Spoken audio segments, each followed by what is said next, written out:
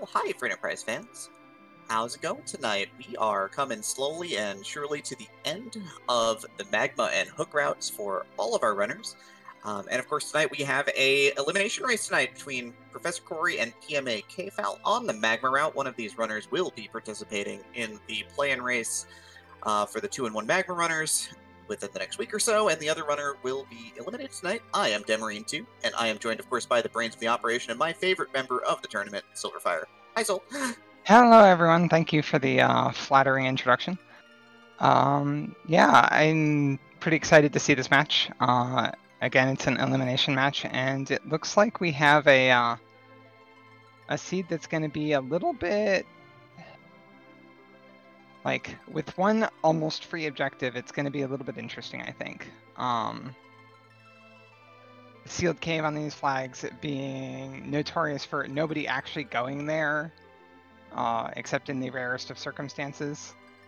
And the pass door being an objective is certainly an auspicious one, because you really are hoping to find that pass anyway, and now even more so. And with a vanilla Dark Knight Cecil start, I don't know, this looks like it could really be an odd texture for a seed. What do you think? I mean, double so, because unlock the sealed cave just means that they just need to go up, show up at the front door, and kick it down. They don't even have to go in there. So that does eliminate one of the faster and sometimes scarier bosses in the game, which might require some grinding or setup to do. Of course, pass is pass. It could be anywhere in the game since it's a terminal item. And of course, defeat the boss of the waterfall. They'll probably have that done within the first 20 minutes. So yeah, I suspect that we could be in for a really oddball quick one, or we could be chasing the pass at, like, the Ogopogo spot. Who knows? Yeah, that certainly could happen. And, you know, Moon is haunted frequently on these flags, but not always. And with effectively 4 key items in the pool, like in the objective pool, there's a pretty reasonable chance that we see a large amount of the seed. That's kind of the hope, so we shall see. I mean, you know, I like when these runners kind of get pushed to their limits and have to really play hard, and have to do difficult things to finish the seed, but we're going to get our look at the opening. Dark Knight Cecil will be joined by a second Cecil, and second Cecil is given a crystal sword. All right, seat's over. Let's go home. Yeah. This isn't this. You were saying like you like, you know, people being challenged. The challenge here isn't in whether or not you can do things. The challenge here is how fast can you do things. In particular, like getting some other characters to fuel that trek up ordeals, which will likely be done as early as it can be done. That's gonna it's gonna be kind of interesting, like who gets to class change to Paladin first. It's gonna be interesting, just like how well can they leverage that Crystal Sword Cecil once they do class change him. Like, how well can they leverage that to go as fast as humanly possible? Absolutely. The race might just be who can climb ordeals first, might just win tonight's race outright. The big thing is that you have the second Cecil for anchoring purposes, because we've got that vanilla agility working, which can be sort of ruinous in a lot of situations, just because, you know, Cecil's agility goes up and up and up pretty quickly, but if you leave your second Cecil dead, you can do some really nice things with anchoring. Yeah, we did spot Cure 3 potions in the Kokol or not the Troya Kaipo shop. It starts with a K. I just loaded up the wrong shop name there. We have a Tella in the waterfall. I mean, grind secured. This might get us a deep loot, a power shirt right off the bat. Jeez. Wow. In case if you needed something to go with that crystal sword. Yeah, your level 1 Cecil, who starts out at like 5 strength, is going to instead start at 30 strength. That's okay. That's 25 levels instantly without actually doing anything. On the left in Mysidia, though, we see another Tella and Iridia. Yep.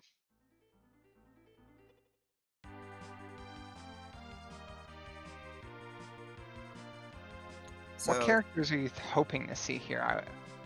Is something I'm wondering, because I feel like you kind of want a Sid or someone that can just like get your character to like get your party to the power level of beating up ordeals, or like obviously an Edge, but everyone always wants Edge.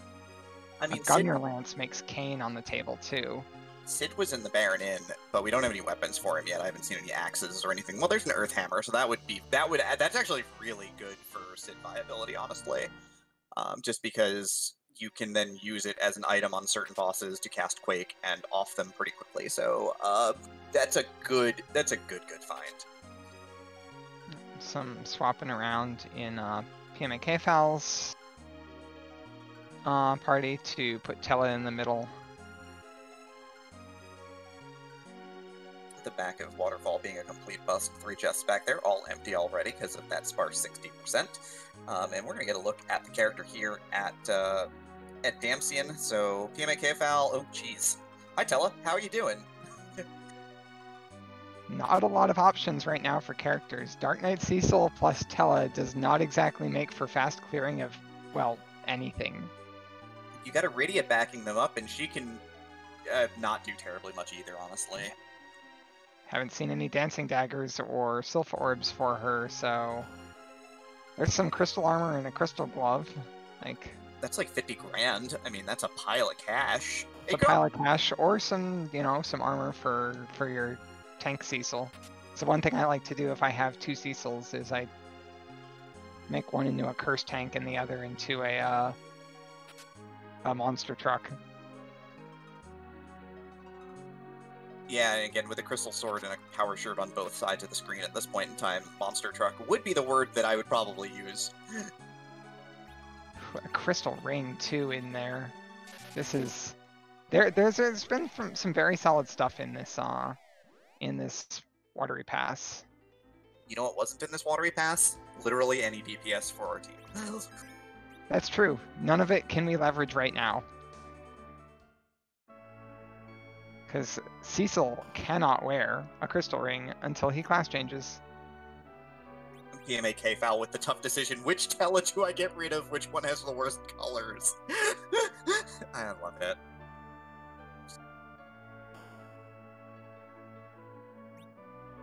I feel like if you've taken the Iridia now, you probably, given what you've seen so far, you're probably eyeing that Hobbs spell. Because you need something that can kill bosses still. Yeah, and right now we have nothing that can kill bosses. Like, we want to be able to do Baron Inn to maybe dispose of another Tella and turn him into a Sid and then take Sid up the mountain. But we don't have that option. We might even head over to Ordeals just to maybe do a save scum on the character just to see who's there. In case it's like Edge on the mountain and you just get super rewarded, then just go, on second thought, I'm just going to climb this. Yeah, it looks like pmakfal wants to check Hobbs first for this character. And also its spell. That is not really the spell you want to see. Bomb is the weakest possible damage summon. Doing approximately Fire 1's worth of damage. Yeah, like, there's we're gonna probably see pmakfal check the Hobbs character here, I suspect, just because, again, we need something right now. There's just nothing out there. Like you said, even a Sylph Orb gets this team off the ground. Sylph Orb or a Dancing Dagger. And I'm not necessarily climbing Ordeals on a Dancing Dagger. Yang doesn't really do it either. Well, I mean, just check shops for that Sylph Orb. I mean, you got to do something here, right? Like, again, I think the play is check the Ordeals character. Again, you might get super rewarded, which would basically take you all the way. It looks like pmakfal is gonna go back for that Yang after all. Yang doesn't do damage right now. He doesn't, but maybe after a few. I mean, Power Shirt is a flyer at least. I mean, you can at least use the Power Shirt, which is a start. And pmakfal is. Wait, really? Ditching Cecil? Yeah, so he's I gonna don't. lose his agility stability here. Yeah, I don't know if I agree with that. I mean, it's an interesting. We've seen a lot of it during the tournament, right? Like Crystal Sword Cecil, like you are just looking to try and set it up and back up that Cecil as much as you can.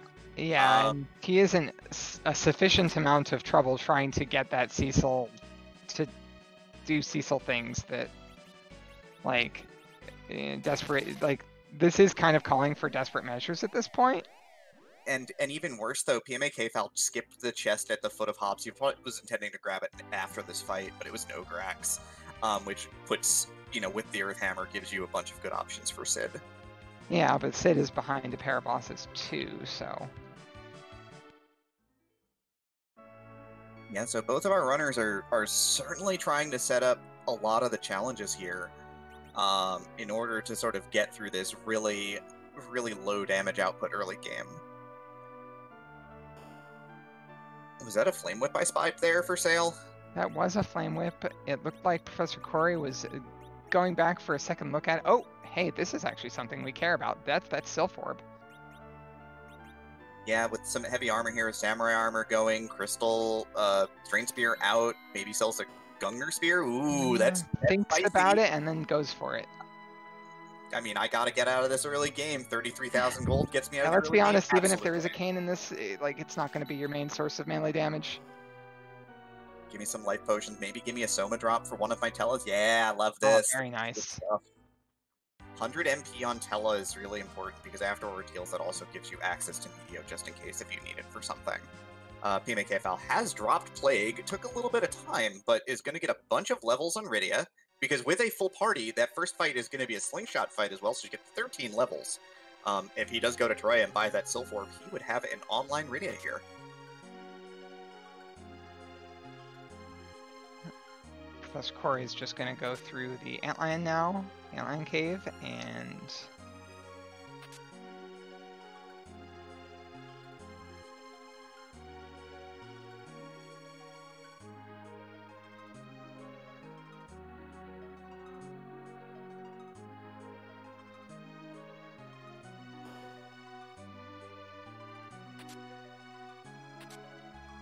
So as we have a break, kind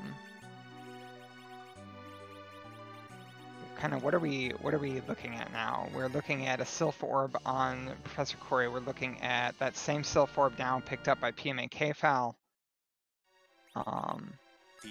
The learning Sylph high five here as both players learn yeah, at the same time. not the high five I expected, considering that they got it at different times. You don't always want to open the menu right away, at least, but yeah, so this will be real interesting. It looks like Professor Cory is gearing up for a melee Tella on this Antlion boss, too.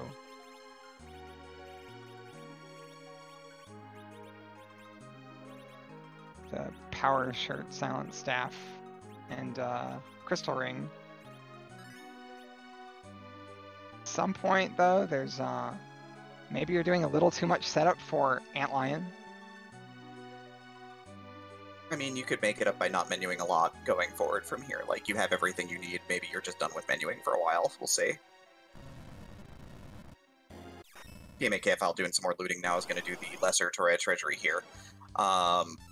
Doesn't find... Oh, there's a gauntlet, so I guess that at least puts Yang somewhat online. Hi, Wyvern! Hi friend, hi. It's a dragon. Unfortunately, Ray's gonna die here. That's not what you wanted to have happen. That isn't what you want to have happen, because that means she still doesn't have the max MP to cast that Syl Summon. That is a hook, and hook route might be in our future then. Are we looking at like a solo Sylph hook route? Oh, half full of Crystal Sword Cecil. Who am I kidding? Oh yeah, at that point, at that point, Crystal Sword Cecil will be like online. But solo Sylph ordeals isn't exactly my kind of fun. And everyone is reminding us that Hook was behind Wyvern. You know what that means? Oh, that means guaranteed magma. You're right. Yeah, there is a magma key out here somewhere. pmakfal goes for the boss of the waterfall, finds the 2 Baron Guardsmen. we saw some coffins. We might be able to coffin this fight, honestly. I think that's probably what he's planning on doing, maybe? No, it I looks don't like know, that's... maybe he wants to conserve those coffins for, like, opening a trapped box on the way to, or like on a later boss. I mean, he is instead breaking out the Sylph Summon here, so we'll see how this works out. Another fun boss here. We got Odin awaiting us here at the Football Gauntlet spot, so we're going to hit it with some Lit 1s. We're going to hit it with some... Well, Rydia's going to summon Chocobo, I guess, and we're just going to work our way through it, Lightning 1s. Hopefully Rydia survives for Professor Cory, because that would be ideal.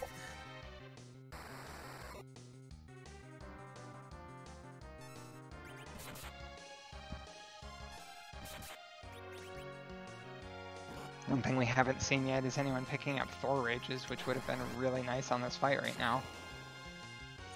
Yeah, especially at least giving the Cecils an option to do damage, and then Rydia, if you don't have Sylph yet, because your Rydia's level 1, to also put her in the casting range as well.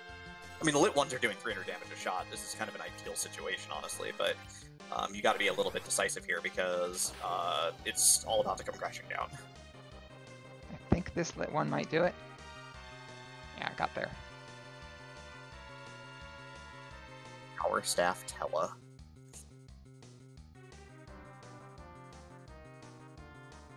Well, that is a lot. That's actually a slingshotted pile of levels for the Rydia. Because the only level 1 character in the party at the time. And everyone else starts above level 10, so easily slingshotting also, so gets 14 levels, and now is also online. Gets the key to Baron as well. pmakfal works over the boss here at the waterfall and gets the first objective on the board today.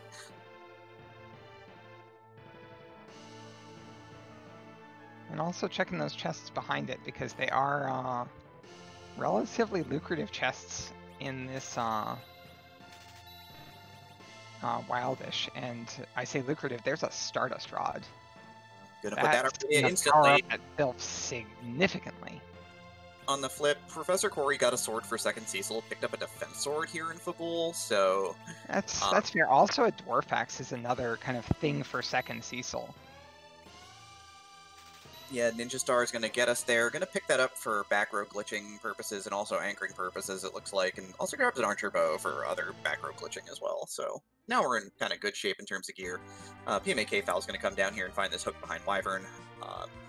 Is Professor Cory confident enough to hit the mountain now? Or is he going to kind of play this a little bit more directly still? It looks like he's heading straight for that mountain. And I think this is about where you want to hit the mountain. Like, you've got your Rydia online, and kind of no one else in the party truly matters. Yeah, and you might get lucky here. Let's see, was this the play? It's not the play. Although, it does make me feel bad about picking up an Archer Bow, but not a pack of Mute Arrows to go with it. I'm pretty sure we have Artemis arrows, at least for, you know, dumping some bosses here, but obviously... That's true, but the utility of Mute Arrows is, Yeah, it's hard to argue, honestly. It's still... I mean, still, though, we did get a Tier 1 character here. She wouldn't have really helped us with our DPS problems at that point, but... with that power robe and a real bow... Like, I would actually switch over, like, I would gladly slam that power shirt onto Rosa here if it were me, but... You know, Silent Staff Melee Tella is actually doing some pretty real damage too, so it's fine. Enough to one-shot the front arm of Bacon, even.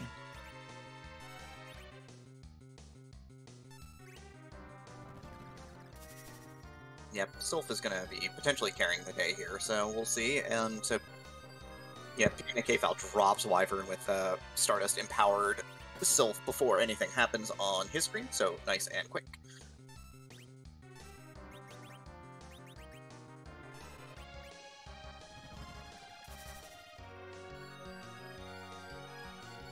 And the interesting thing here is with Rydia gaining 14 levels specifically to put her at level 15, Now Rose is in slingshot range, so Rose is going to get double experience from this fight because both Cecil's and... That's interesting. Although I feel like that second Sylph probably should have targeted Bagan proper and not the back one. I'm not sure if that was a misinput because it will default to the back target, or if that was perhaps intentional.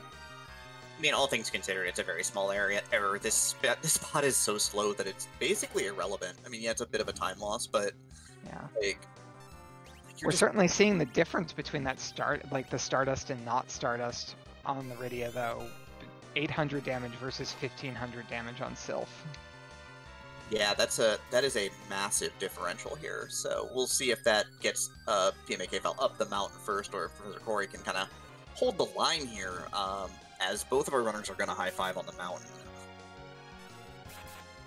All right, and that is that center Bagan body going down, and the last arm dying to a Shadow Sword swing. Yeah, so unimpressive though it may be. Still gets the job done. The thing to note here right now for everybody out there, if you're watching, is that Professor Cory has completed Defensive Football, which pmakfal is not. pmakfal instead opted to do the boss of the waterfall and a little bit more looting. So it's kind of real interesting in terms of where our runners are right now in terms of things to do, and that Professor Cory's up a check and is probably saving Waterfall for when he can like overwhelm it with that Crystal Sword, because he figures he just goes in 2 shots and it'll be as fast as he can possibly do it. Yep. Oh, and those Thor Rages coming into play for Professor Cory as well. Against this Octomam is gonna kind of buff up the utility of those, or buff up the damage output of those Cecils.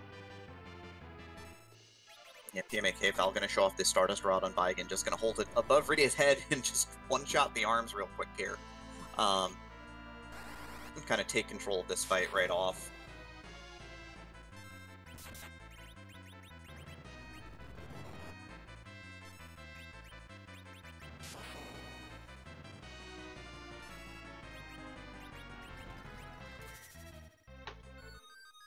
But yeah, I think with the Sylph Summon healing, basically Sylph Summon is deal damage and cure to your party, and doing about 1100 instead of 800, so still a significant difference of damage here. So yeah, having actual levels on Rydia is slowly starting to help that, but also actually having Thor Rages to throw at this fight is also, against the Octomam fight in particular, is gonna be a little helpful.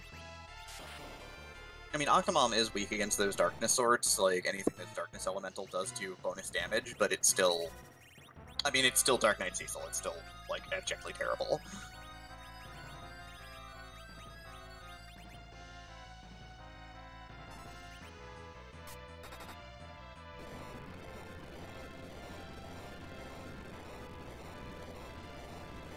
And down goes Octomam just as pmakfal starts the fight. Professor Cory finishes it.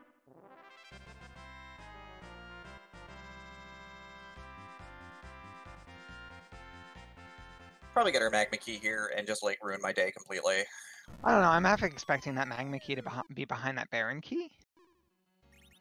I mean, with Crystal Sword Cecil, you just do, like, if you remember that Wyvern can't be the only blocker to the underground, and you have a Crystal Sword Cecil, there is no reason to go underground. Like, just ignore the hook route. It's fine. You're fine. You're just going to destroy everything. Absolutely. Can't wait for table flags. I'm so tired of talking about Crystal Sword Cecil. Yeah. That is true. These Wildish treasures are a bit generous with those tier 7 weapons. And one of the other big changes about the table flags is the permajoin makes it a lot harder to commit to having a Cecil in your party.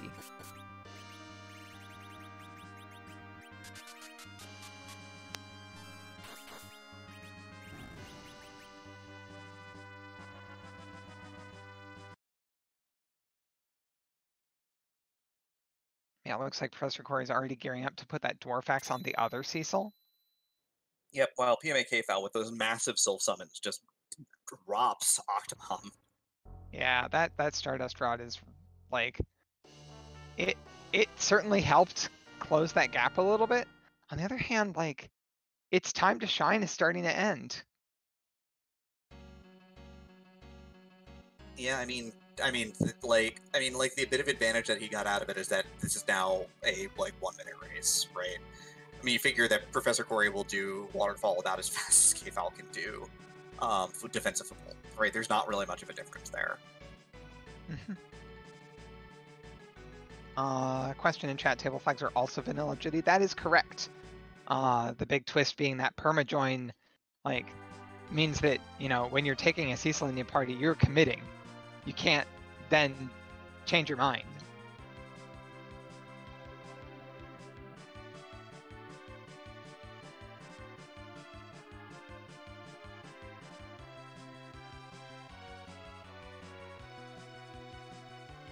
And Professor Corey going to set up to check the rat tail that we received from the mountain, while as pmakfal receives his tail from the mountain.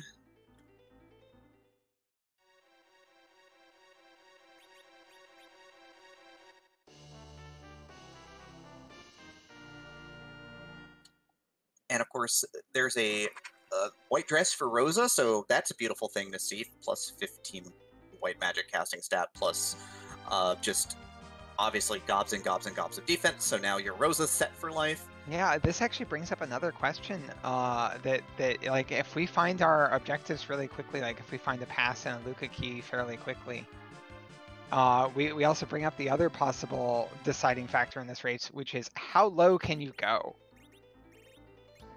How low a level can you handle Zeromus with a Rosa white shirt and a Crystal Sword Cecil?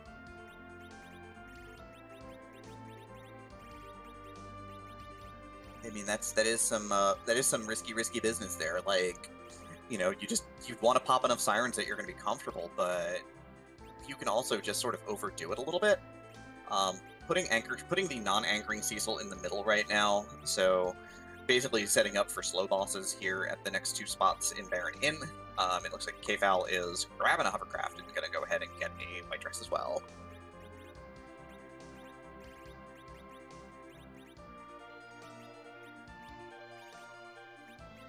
Poorly Drawn Bee is asking about Demas. Demas not yet located at this point in time. We also do have the Baron key on Professor Corey's side from the defensive Fabul, so that could be our underground access as well. Prof. Corey does take a quick moment with that Dwarf Axe to back row glitch the Crystal Sword Cecil, and is now going to go say hi to these Maga Sisters. This is actually a not insignificant spot for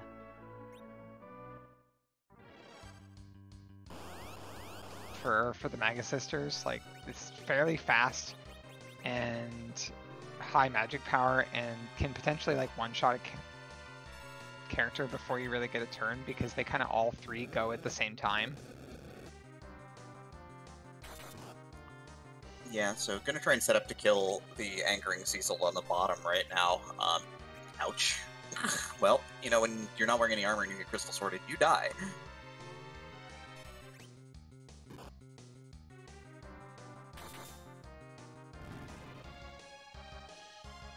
But yeah, this fight is fairly fast and does manage to take out Mindy. Oh dear. Well, that virus didn't necessarily go as intended.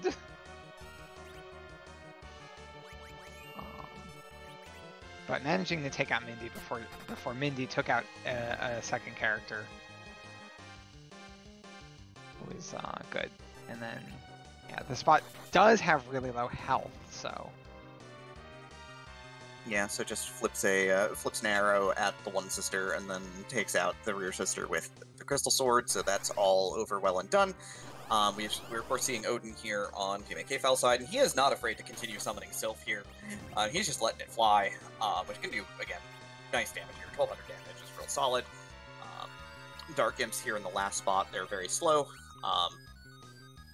So just going to keep the party patched up here and then let Crystal Sword Cecil and a Sylph Summon do the job. Yep, this spot is notorious for having relatively high attack power, but good night, Tella. Yeah, Cecil should be able to handle it, and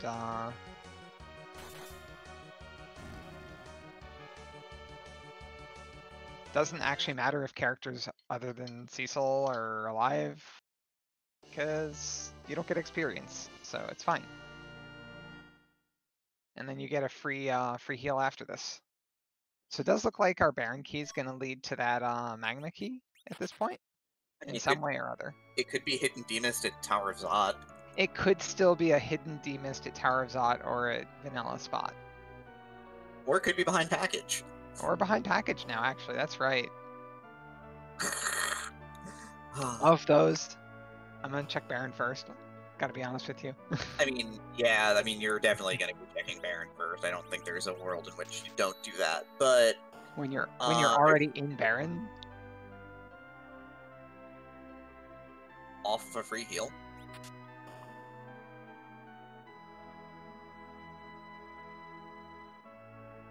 Interested to see if profcory's looking for anything in particular other than the boxes here. Maybe trying to grab a tiara from the armor shop. This is a gated shop, technically, because it does require an item. Yeah, there's a samurai bow and a lightsaber. There's tiaras, so... God, I'm so good at this video game sometimes. I don't know how you called that shot. Didn't take Sid, so just takes that Earth Hammer and sells it off. I mean...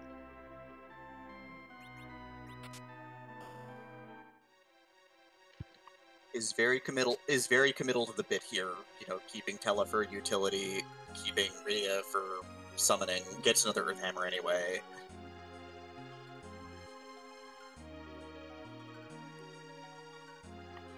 Kfal decides to drop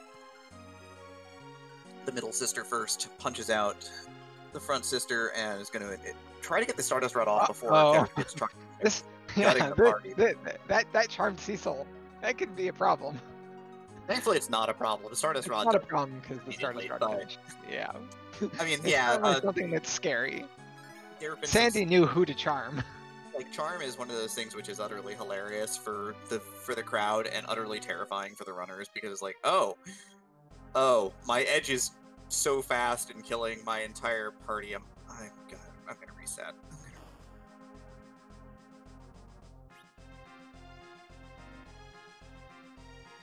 One thing I'm wondering though with these party configurations, like the way that pmakfal's fighting bosses, he's casting Sylph a lot more.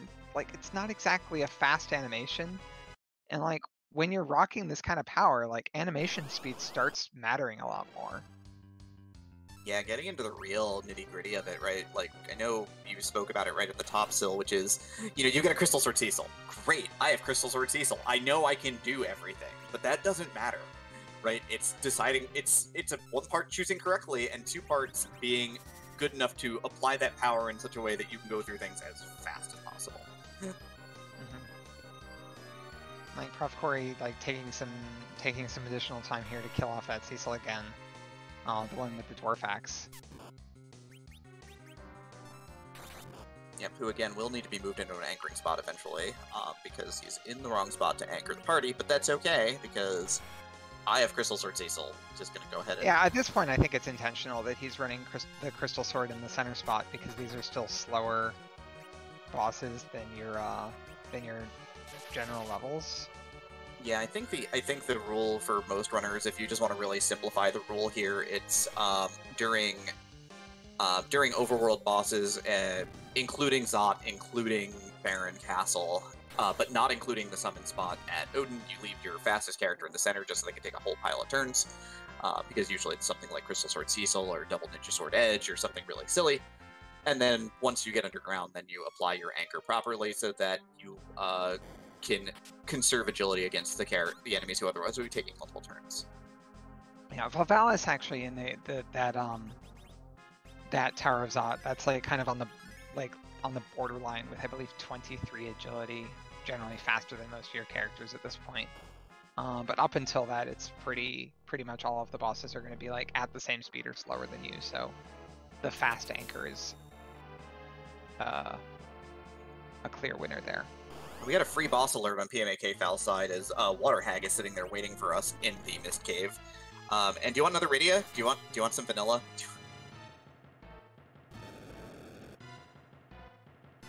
I'll be honest. Rydia's my favorite character in the game. I'll also be further honest. Right now, I don't care. I mean, pmakfal decides to pass. I guess he might be a Rocky Road, right? Might be a Rocky Road guy. I don't know. Really committing to not going into that Baron. I mean, the play might just be check the shop and leave. He might also be looking for a little bit more character power, but we'll see. As he is very committal to checking the shop first, because I think this does determine a little bit here. Like, if sirens are here and you get them now, and you know that you have sirens, you can turn Tella into Sid pretty freely. Like, what? That is true. Like, what do you need Tella? Look, come on, I'm just. Why am I not in this tournament? Why did I take off this one? Why did I take off this season? God, I'm so good at this. Because jamming 100 seeds of practice is a lot. I would have jammed 100 seeds of practice and absolutely just tired myself out. But yeah, they're sirens, so that's always a good find. You want to grab a handful of those, because that again sets up that you can now take Tella and be rid of him. Speaking of Tella, do you want another Tella? Because he's in Baron Castle. And now we'll check the Baron trash can, as it is called.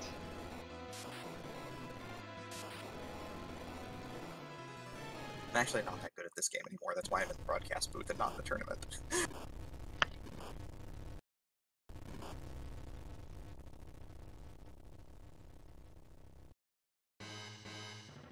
Hero and robe is kind of cool. I already have a white robe, so I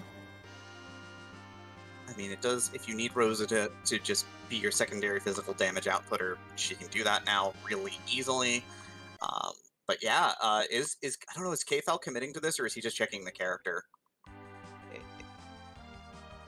Because like, it at this is point, like the magma route through Baron Castle versus the hook route here, like maybe this isn't as bad as it otherwise would be.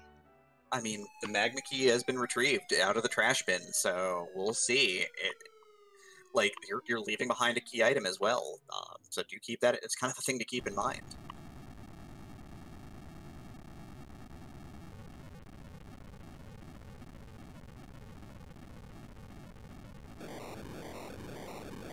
So yeah, profcory doesn't know that sirens are out there right now, so that's a piece of information that kfal has as an advantage, but skipping Baron could prove to be very, very detrimental to kfal's chances here. If there's like a nasty boss waiting for us at the bottom, it could be real problematic.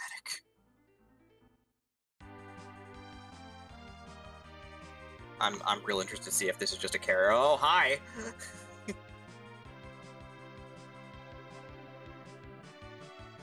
I believe we are, as they say here, for this. You wanted more tier 7 power? Well, here's more tier 7 power. Yeah, Rydia goes from, I guess I'm kind of online, to like full high-speed internet, fiber cable dragon power here, so we'll see how that pays off.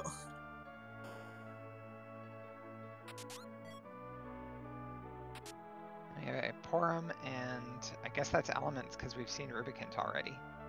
I mean, as bosses that you can see there, that's actually a pretty good one because you can reflect cheese it. There's a lot that you can do to speed that fight up a lot, and then just absolutely just dump it with the Bahamut to finish it off.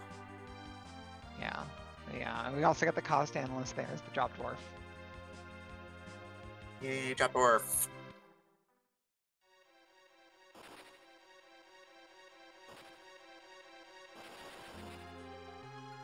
With Rosa already in the party, kfal is terribly uninterested in Porum. Not much of a surprise there, though. Those look like pmakfal is going to take this hook route. Possibly not putting together that it was a wyvern that had that hook. I certainly would have had to stop and think about that before I realized that and what that meant. I think that kind of the meta, and especially if you're like a newer player, just kind of keeping in mind that it's easier to try and chase down the magma key, and if you don't get it, at least you've got the levels to do the hook route. I think that's sort of a thing that is notable. It's it's not always the easiest thing to do, obviously.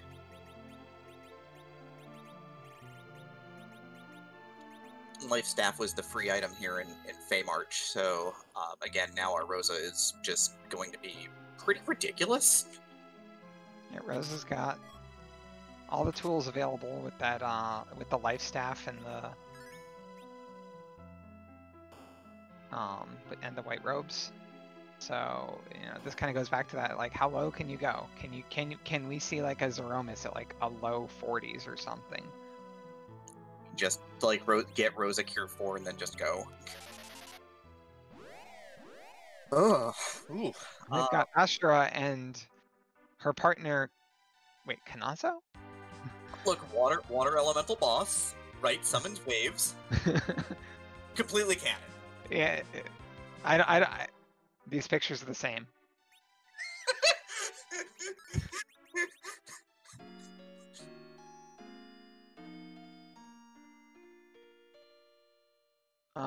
So Ramex, I was actually mentioning tier 7 items.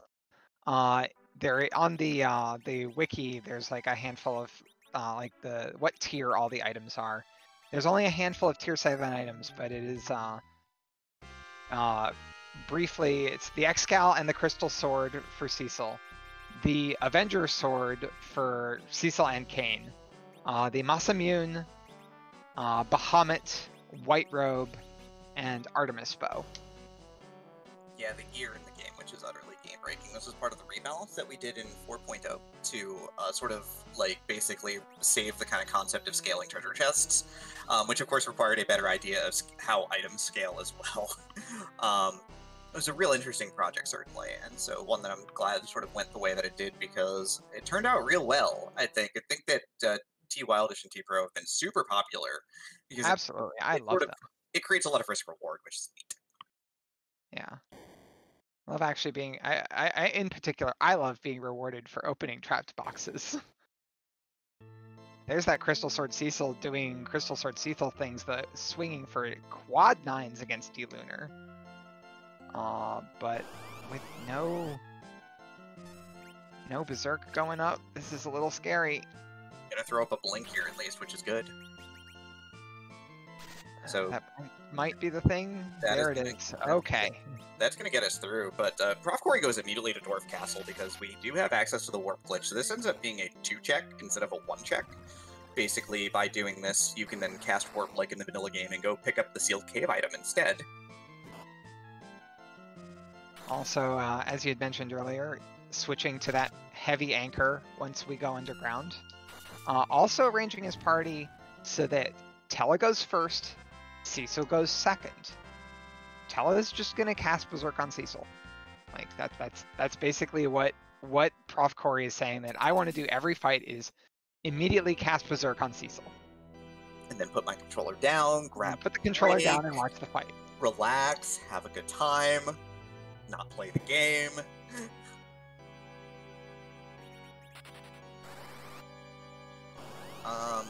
So the strategy here for elements, by the way, would be throw up a wall, and then just absolutely dust elements with a Reflected Fire 3 into a Reflected Fire 3 into a Crystal Sword Swing should do the job.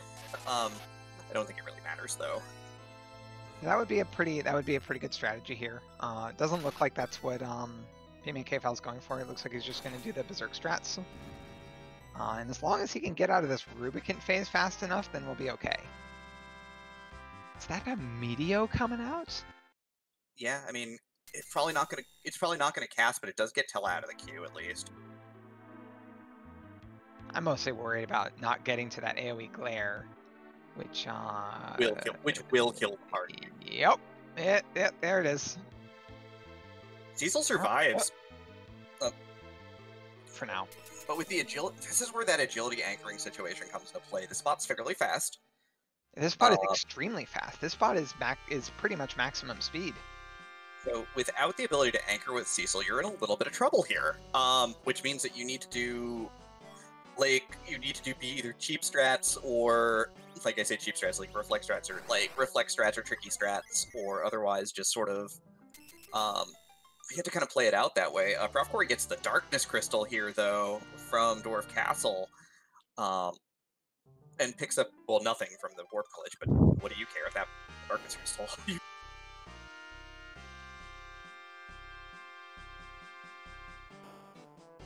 this point, it's pretty much a clear lead for profcory.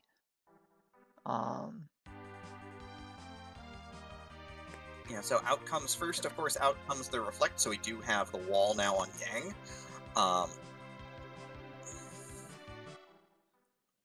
Still going for a Berserk, though. Not waiting for, like, a Fire 3 or something.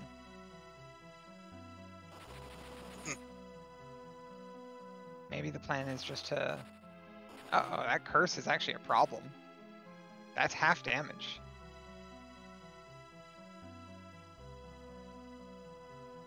Yeah, fairly rare status effect, but it's not what you wanted to see here, certainly.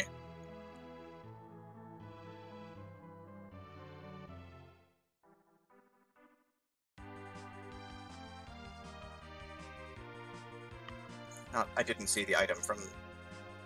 There's no item from the Sylphs because we did not have a pan yet, so just getting set up. We do not, in fact, have a pan yet.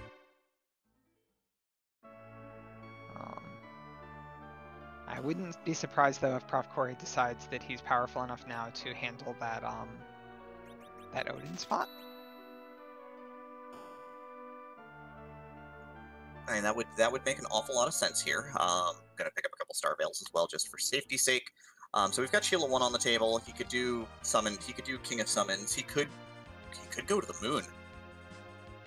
I mean, King of Summons being that Kanazo, even with that Crystal Sword Cecil, that is a scary fight. That is a very, very scary fight. With 43 agility and 36,000 hit points, where its wave is based on those hit points. You have to be very careful to both cancel the waves, but that also means you're taking extra melee attacks from a spot with 145 strength, and that's all sorts of problems, basically.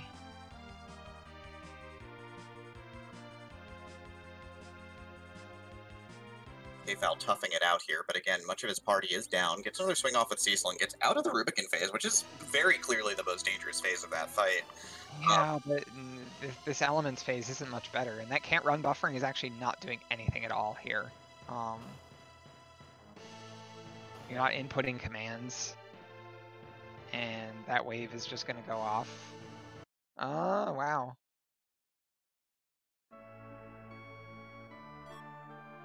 Okay, Yeah. the Sylph went off first. That actually might save the fight. We're gonna get some healing here. profcory, half the forge in hand. That's a legend sword from Sheila 1, so she's got the goods and the business.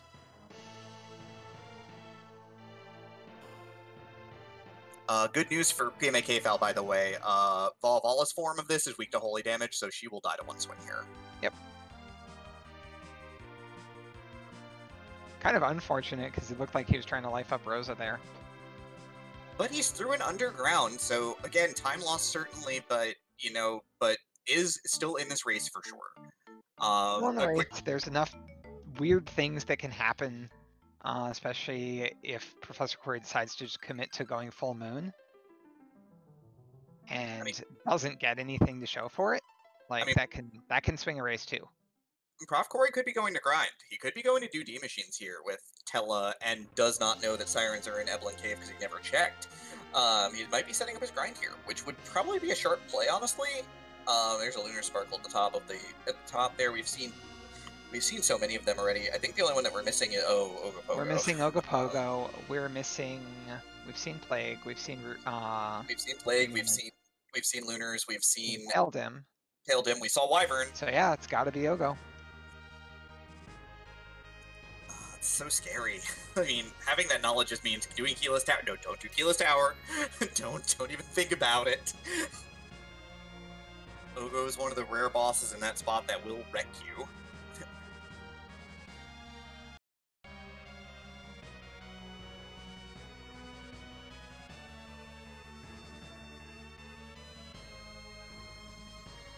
Okay, profcory is moonward here, so is heading directly to the Lunar Castle here. Interesting. Maybe is moon diving here. Could be moon diving, or just be peeking at the character, because you do have, like, no matter what, he's gonna have to watch this character cutscene if he ever goes to the moon, and maybe is like still hoping for like an edge or something. I mean, I do love me a good moon dive though. Like, I guess it's your turn to call I the guess shot. I'm allowed to call shots too, okay?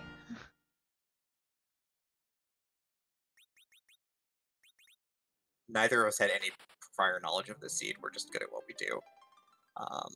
Radia's day is done. She goes to the bench. Yeah. I mean, profcory doesn't have that Bahamut under the belt, so. Yeah, and he's got a big pile of Bacchus wines from LOSM, so like that's the play, right? Just go get Edge, and just now you have 2 Berserkers that can absolutely decimate Zeromus. Kfal is splitting some eggs open here because he wants some levels to take on things, so he's going to catch up a little bit in terms of experience, if nothing else.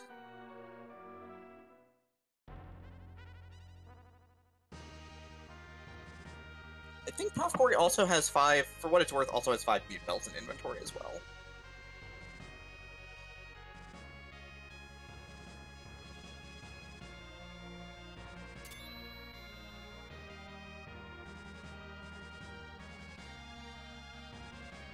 But with no sirens, is headed back to the Earth with, with Edge in tow, so I can't really complain about that.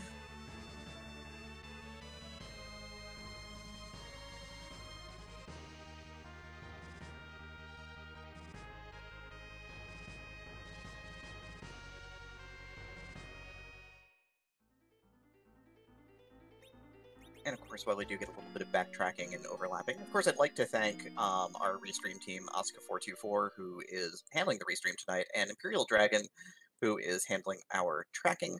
And of course, for Free Enterprise for giving us almost 2 years now of very high quality racing on this channel, which is pretty much a ton of fun.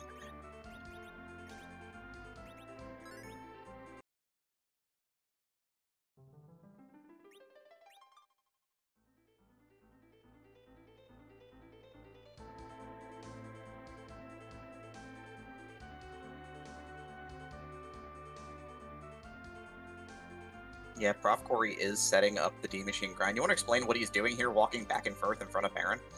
So basically what he's doing is he's counting the number of steps to his first encounter.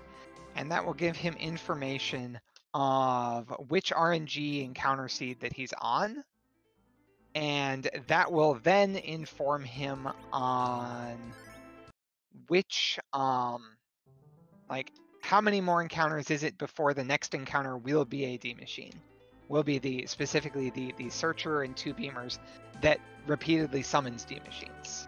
And then go to the Giant, you make that your next, like, once that is your next encounter, you go to the Giant, you go to the appropriate room.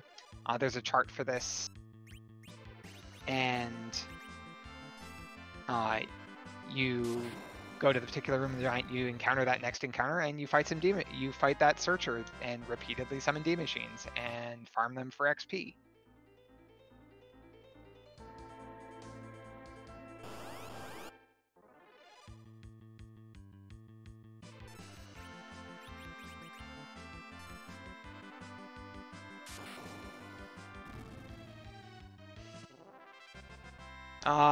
Question in chat, did they find a crystal sword? They didn't so much find a crystal sword as they had one handed to them with the Cecil at the very beginning of the seed.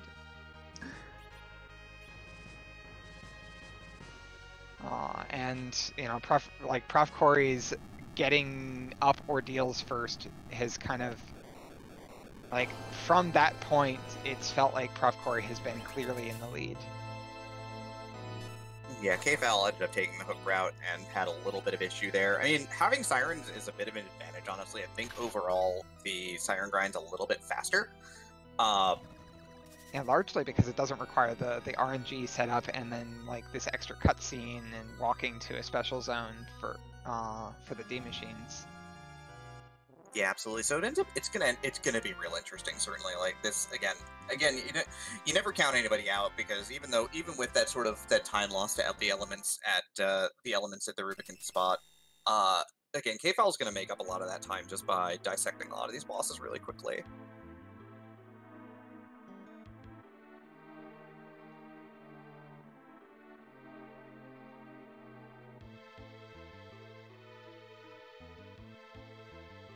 I mean, pmakfal might have made that hook decision, deciding it's like, okay, well, I know that it has to be Baron Key to the Baron Key has to lead to the Magma Key. And it isn't even necessarily specifically the Baron Key. It could have been like, you know, even more extra side. Like it might have been like into a Twin Harp into the Magma Key. And if you know that that ends up in the Magma Key, then maybe that's why he wanted to go with that hook route instead, just being like, well, I know these two bosses will get me to underground, whereas like I don't know how many bosses I'd have to fight to get underground the other route. So it's possible that was a very intentional play. Yeah, this is very true. It ends up being a real interesting play, certainly. So we've got the start. The big thing here is that we want to keep in mind that right now Tella is not in the middle slot, and one of the things the middle slot does in this game is it gives you additional accuracy. So there's a chance that these weeks are going to miss, which could be potentially devastating to the grind. So you want to be real careful here. Yeah, especially if you miss, and then you still punch that D machine, it will start melee attacking, and boy does it hurt. So we're doing this. We're in a week, then smack, then life potion, which will actually res the D machine with 0 HP, and then it will die again without animation, and that will effectively give you a pair of them for every one that you actually see. Right. So that wasn't a miss. Also, being careful, gotta be careful with making sure that your HP doesn't drop on this fight. This can be easy to screw up, and now we're in trouble. Yeah, and especially because we don't use the save point in the save room because we lose our manipulation that way, this can become very dicey very quickly. The issue here was not that it was a miss with Weak. What happened was that Weak does have a marginal casting delay. So if you input your attack at the wrong time, you'll swing before Weak gets cast. This, of course, is a really massive problem because if you swing before your Weak is cast, you hit the D-Machine. The D-Machine, of course, in this case, decided to counterattack by hitting Tella. Tella now is dead, cannot finish casting Weak, and now this is not a good look. It's a if you have hourglasses, that's the best way, the most reliable way to salvage this particular situation. Rosa can eat 6 fires, however, it looks like he's looking for what tools he has to try and salvage this. It's gonna be Silk Web, but I think that's fine here. It's still gonna be really tricky because there's not enough time to well, maybe there's enough. Maybe Rosa's fast enough that she can get a second turn between fires to res Tella and then get a cure potion off on him. Yeah, it's gonna be basically you're hoping that you hit the life and then this is what you want to do, right? You wait for the fire, you queue up the life potion during the fire animation in hopes that Tella gets an instant turn that you could throw a cure to. Doesn't look like it's gonna work. Not even with the Silk Web. Yeah, this fight might be dead. This is without an hourglass, I don't see a way to salvage this. This is really unfortunate. Yeah, he's gonna take the reset here. So we'll see if he decides to set up the D-Machine Manip a second time, or if he decides to do something else. This is the kind of thing that can let pmakfal back into the game. Yeah, and you don't want to see this happen, obviously. This is really unfortunate, but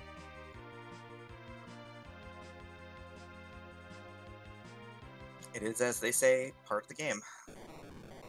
Yeah, this is one of the, this is a grind that is also used in the vanilla game. And, it's been known for a long time that this is a tricky and sensitive grind to do. And there's a lot of time to be lost by messing it up. Even if you don't wipe, there's still a lot of time that can be lost by making minor errors in the fight that just send you into spirals where you have to spend what would be multiple D-Machine kills worth of time just recovering the fight and not really gaining XP. There's a lot of little things that can go wrong just because there's so many moving parts to it. Yeah, and again, since we're on can't run you know, you can't just go up to the giant, hit the save point, and then set up your D-Machine grind up there, which would save a ton of time. profcory is trying to figure out if he can get the grind. He's determined he cannot, so he's going to reset and start the count over again here. And pmakfal picking up that legend sword. So yeah, so he's kind of making up a little bit of ground here from behind. Again, has the whole Baron still in front of him. Has, you know, and then we have the underground checks. We got Keyless Tower, which we know is Ogopogo, and we've got the two bosses in Land of Summon Monsters, one of which is going to be kind of bad. Yeah, I mean, with Crystal Sword Cecil, I would consider it to be a very doable kind of bad, but like, it's definitely one that you have to be really careful on, because you want to be like, okay, Cecil, get that Berserk going ASAP, and then everyone else, your job is to Thor Rage, and also make sure that Cecil doesn't die and other people don't die to the melee attacks. So like, it's still tricky to like keep it stable. Looks like pmakfal's gonna stop by, buy some more sirens. He used a couple on eggs earlier. Yeah, but he's just gonna go ahead and get basically his entire grind now. Gonna sell the longsword, gonna sell the extra defense sword because he only has one Cecil. Gonna sell. I mean, an extra crystal sword too. He's gotta feel bad about dropping that Cecil. I'm hoping that he just doesn't have it equipped for some reason, but yeah, I didn't see when that would have happened, so I don't know if maybe it was the Mad Ogre chest or something. That one actually has a pretty reasonable chance to hit a tier 7 item. Yeah, that's fair. Okay, so Corey back in the giant, so here for take 2. While Kfal's going to go ahead and raise his whale. Interestingly enough, there is an edge on the moon farm, and he did keep the Murasame that he has, which will be real nice. And again, with sirens in hand, you could be rid of Tella pretty comfortably. He might also choose to get rid of Rydia like profcory did, though. Keep the second Zercaster and the extra utility? Possibly, yeah. Yeah, it's the like his Rydia on the other hand does have that the dragon, so he might not choose that for that reason. Yeah, absolutely. So we got Searchers and Beamers here again for profcory, so just gonna parry through to Cecil and let Cecil do the job of dropping the Beamers real quick. And one of the things that I like doing if I have a Cecil on this grind fight, have Cecil manually like cover Tella, so that if something does go wrong, at least Tella won't die to a melee attack.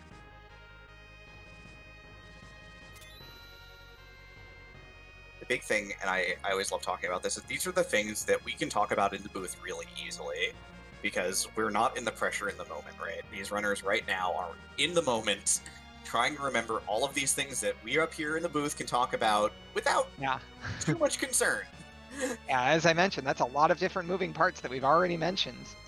Looks like pmakfal's just going straight moon, like landing right at Bahamut Cave. So maybe gonna hit some King Ryus while also checking this boss. Yeah, that makes a lot of sense, honestly. Gonna get his grind and maybe see if this is a freebie boss or something that he can just take out without too much concern. It's a fair bit of experience too, and it's a good check if you can do it.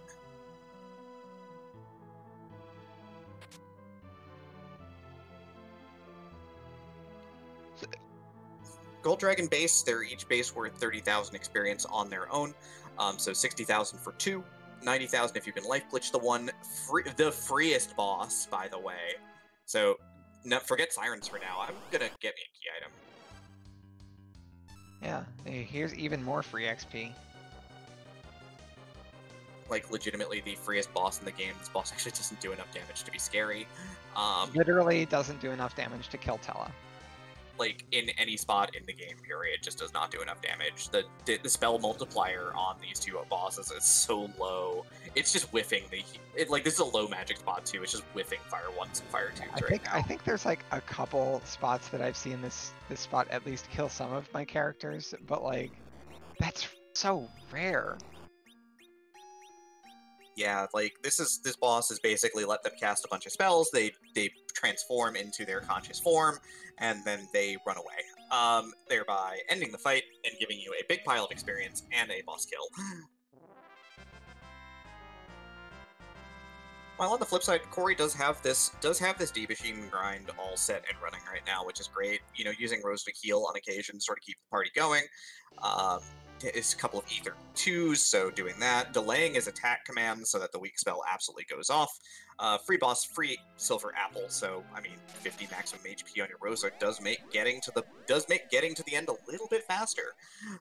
But otherwise doesn't really do us any good. Doesn't pop any sirens before exiting though. Maybe just gonna go do an LST at this point. Just like did the boss, got the experience. It's like, all right, I got some experience. Let's get out of here, and then go to just go to LST, go to the bottom, hit the sirens near the ribbon spot, just go from there. Yeah, that does put it closer to a save point. I mean, overall, I mean, you know, I think that either way is good here. So.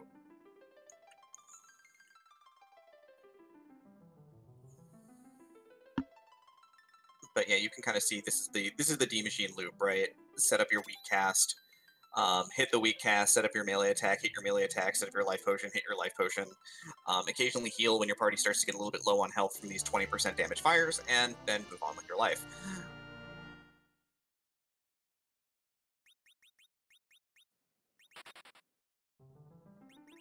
Yeah, this is the other reason why you don't grind right away, is because you could get a character here, and then you'll grind this character instead. That is an edge. That is a Murasame. That is a full moon. Interestingly, you do have to put the full moon into the right hands to back row glitch edge, which he's not done yet. We'll be fine, I'm sure. It's fine. The edge is also not in the back row, so. Yep, so Ether's telecast Cure 4. So only has 2 weeks this cycle, so just needs to be a little bit aware of his MP. But party back to full, so no problem, no problems here.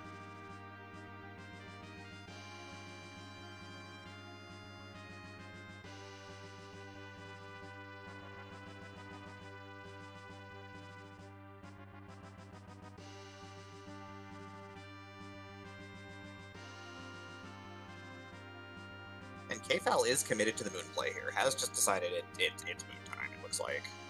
Tella going to cast Weak on the Searcher instead here to end the fight, so happy with his levels. Yeah, he hasn't done a huge number, but he's done a fairly solid number of D-Machines here. 12 or 14, I lost count. It's going to be like 700k XP? Yeah, 600k. Okay, 600k. Still very solid, 22 levels. Should put Rosa pretty close to Cure 4, if not. Oh no, she'll have Cure 4. She'll definitely have Cure 4. 37 levels. Yeah, she's good. Actually, Rosa may have slingshotted there. Oh yeah, Rosa did slingshot Rosa there. did die. She was dead for several fights. Multiple fights. That actually, yeah, he's level 54, Rosa.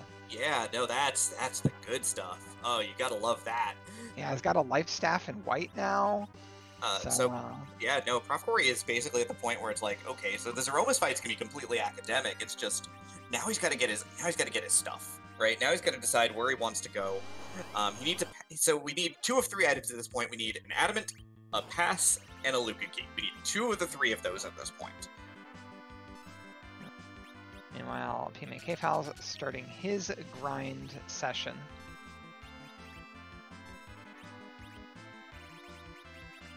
Yep, doing Hourglass Gold Dragons, no shocker here. Probably going to go ahead and, land some weaks here to set up life glitches to make this fight real easy. These are susceptible to weak, not instant kills, but weak will work, so it's going to weak it, going to sword it, going to life it, going to get 90 grand a fight.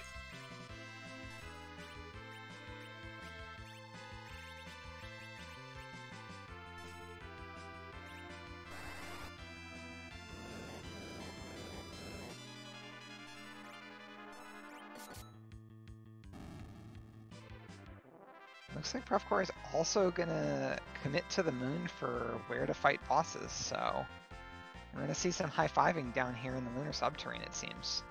And with levels already under his belt, profcory terribly uninterested in Cave Bahamut, which is going to sort of pay off a little bit because we know that Cave Bahamut is a big old nothing sandwich here.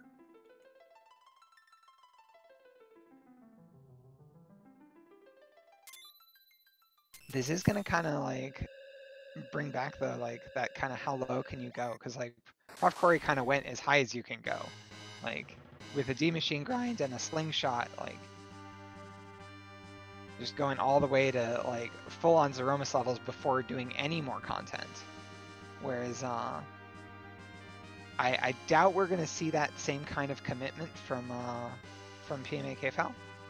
Yeah, with the assumption, I think, that he's thinking about the fact that he's going to get another chunk of experience from the ribbon spot here, another 100k, and then probably another 80k-ish from the White Spear and Ogopogo spot. So maybe he's sort of considering that that's where he's going to get his experience here. So we'll kind of see how that goes.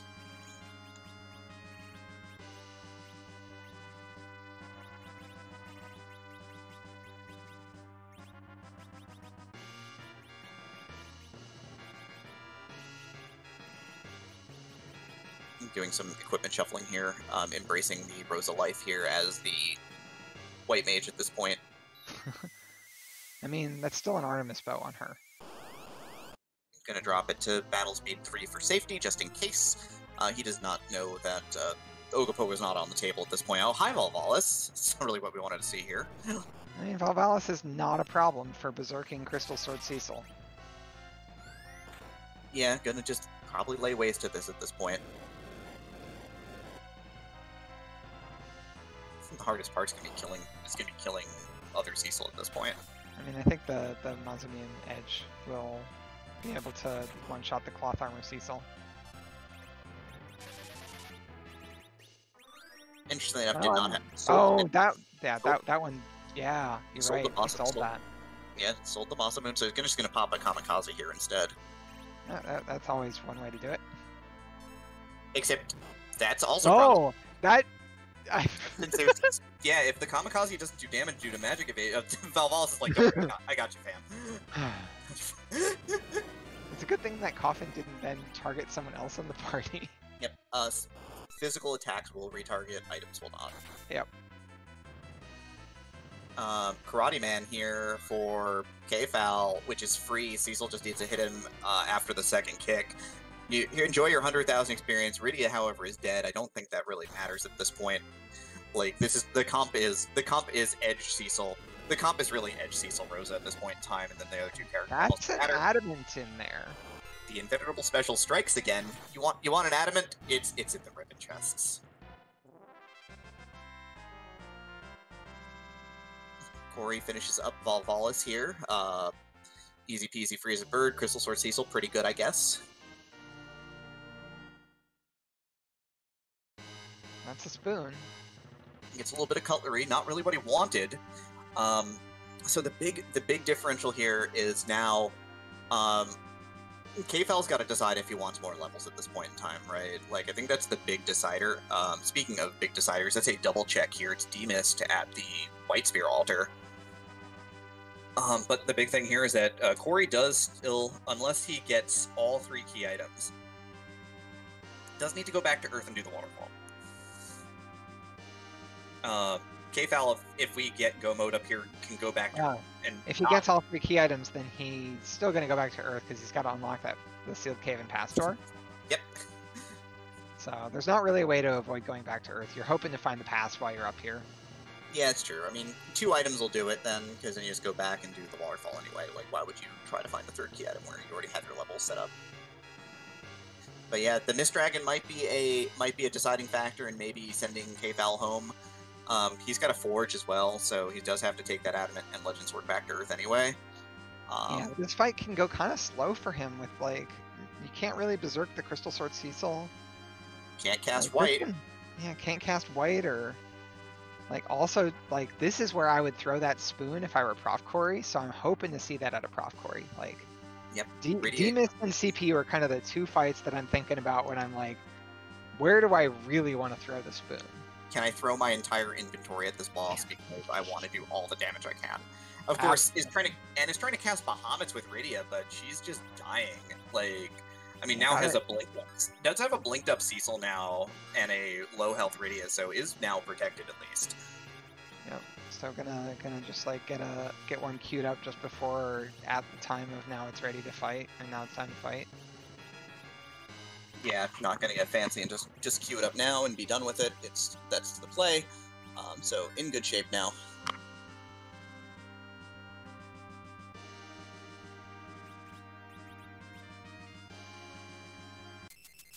Corey gonna see the free boss here in just a second, and the free adamant rock to boot.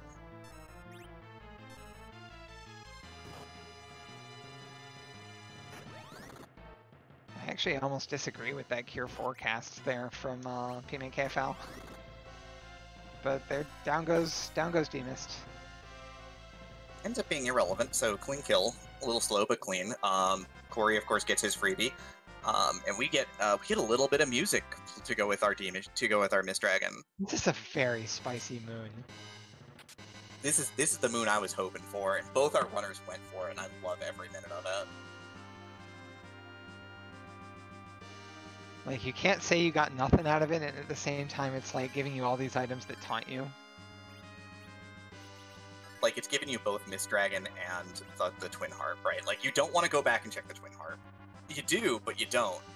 And, like, you want to go back and, like, check Demist, but you don't. You know what I do in this spot is that I check that Pogo spot, I check the Wyvern spot, but I don't go back and check, like, I don't re-enter after exiting, and I don't check that Pale Dim. That's what I fade in my situation.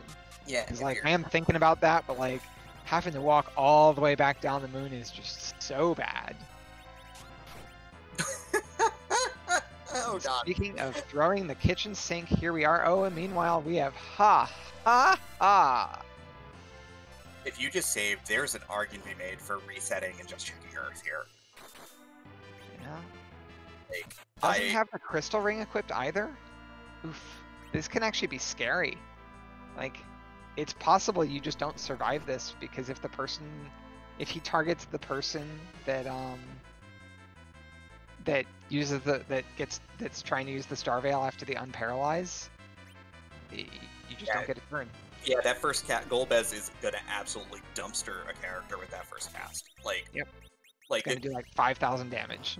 Like, just your Cecil dead, your Rosa dead.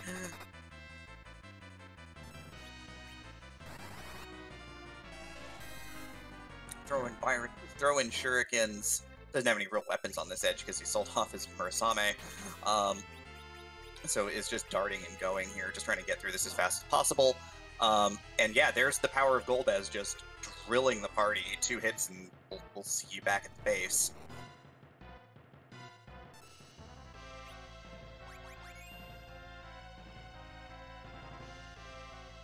Wanted to give Crystal Sword Cecil a challenge. There it is. I'm not really sure that grinding more with Sirens actually solves that problem either, and you still don't have 10 key items. Big Brother is tired of little brothers like waving around a crystal sword, thinking that he's the most powerful human being on the face of the Earth and the Moon.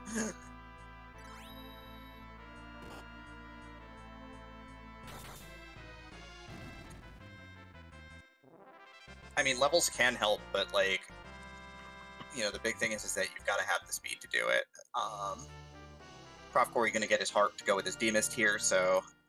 And Kfal, again, is grinding now, so is sort of giving up a little bit of time. We'll see what profcory does with the Twin Harp off Demist.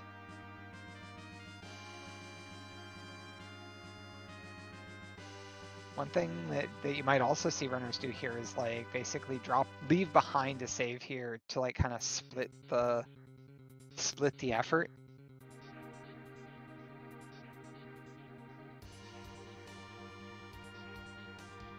Especially since at this point you're basically looking for one thing. So the one thing that you're looking for can't be in both places. So makes for a very good opportunity to leave a save behind on the moon, exit out, go do something else. Yeah, profcory is looking at Golbez right now going, oh, this is interesting. But profcory, having an anchored party, gets to cast a Starveil first. I think also that Rosa has someone has a crystal ring on.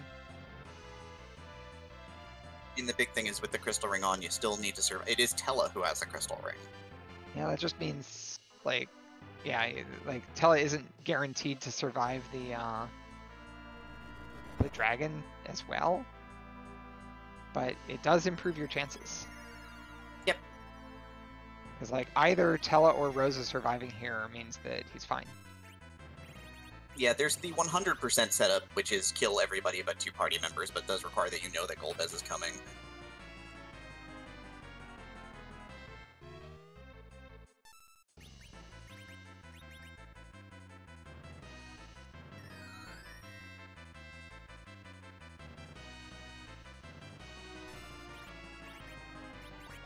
Gonna set up by right off of a Bahamut at the Wyvern spot. Yep, and so is gonna pop up Cecil, hits the Moonveil. Cecil does not die. Moonveil's gonna go off and this fight is over, so Cory is in the clear here for sure.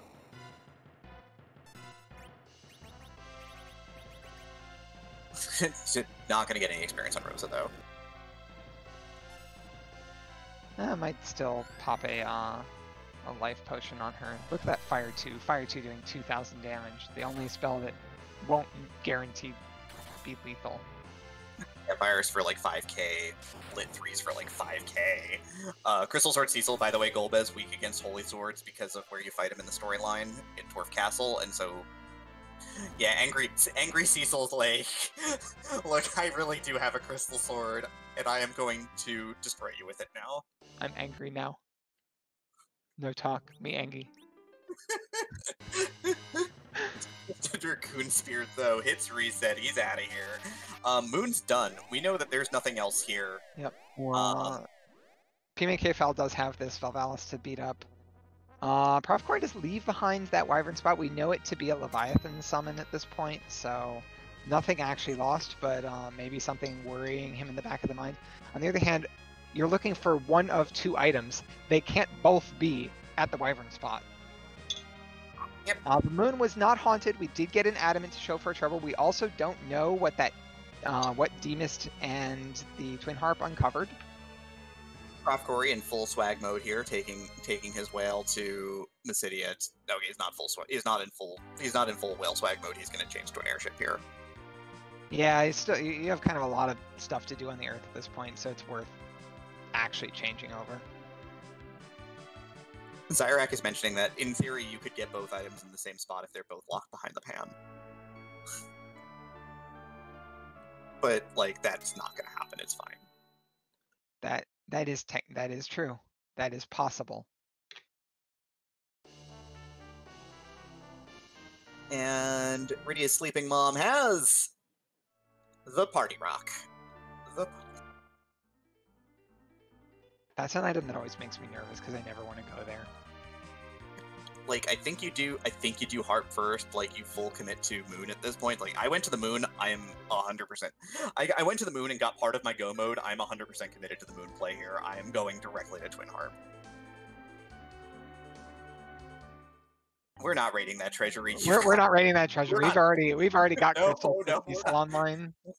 We're not going anywhere near that treasury. We'll probably see that treasury on the way up to Zot. Yeah, no, raid that treasury is absolutely canceled at this point. I mean, I guarantee you the treasury will not have more gear for Cecil because Cecil doesn't need any more gear.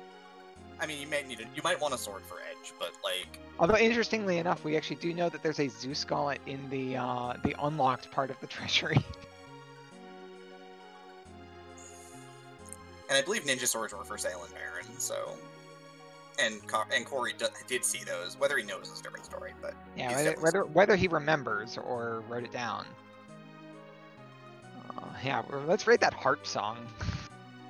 Or at least play Name That Tune, you know? Yeah, I mean, we're gonna get something out of this at least. And yes, and Mechalink was right. Technically, the Earth Crystal's also part of the moon at this point.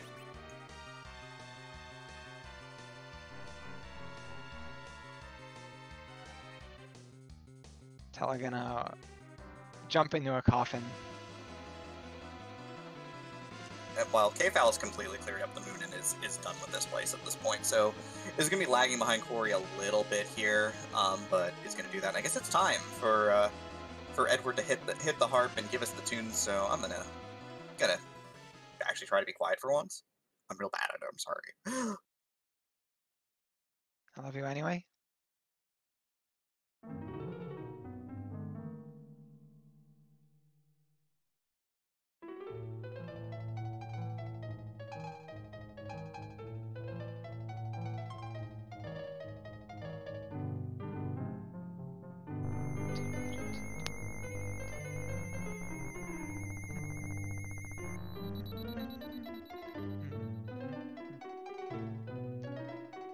It's definitely boss music.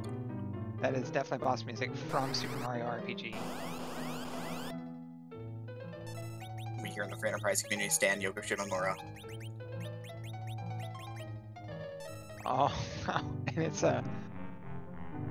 we get to hear a lot of it too. The 5 fight cut? Heck yeah, I'm here for this. This is a little awkward to be hard anchored for as well.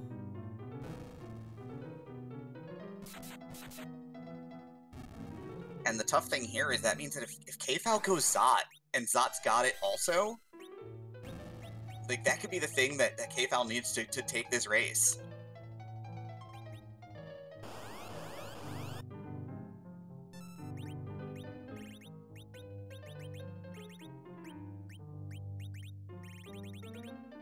Gonna slam out that, I think he saw the Zeus Rage in his inventory.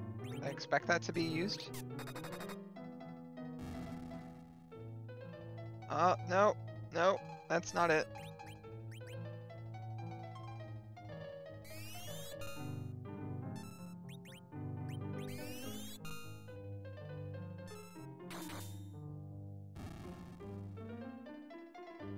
Yeah, so things get interesting here, though, without a doubt.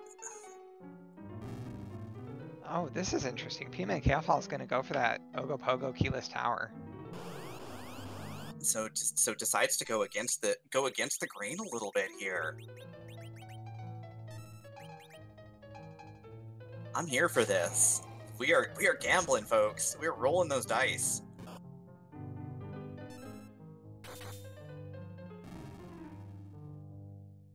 Okay, the Zeus Rage does come out against this fight and takes out everything but the ogre.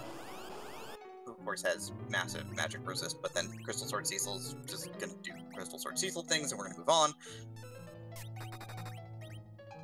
Yeah, just parrying around to get to the Edge Flame here.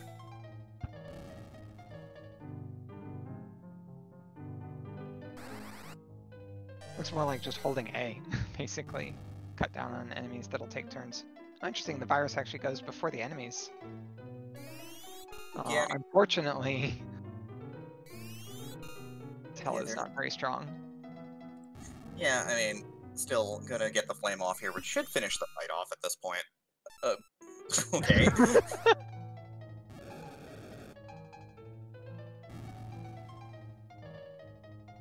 So, alright, so Kfal went to the top of the tower here.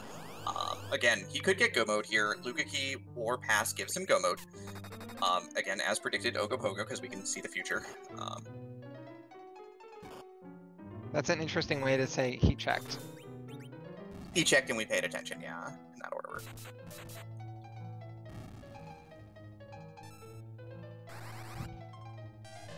I mean, it could have been a nasty no probe had it been done at like the mid-20s. It's not really a nasty no probe at like level 50. Gets a Bacchus Wine from that Ogre, so profcory gets a little bit of extra double bonus here. And what was at the end of the music chain? It is... 2 more checks. There's our pan.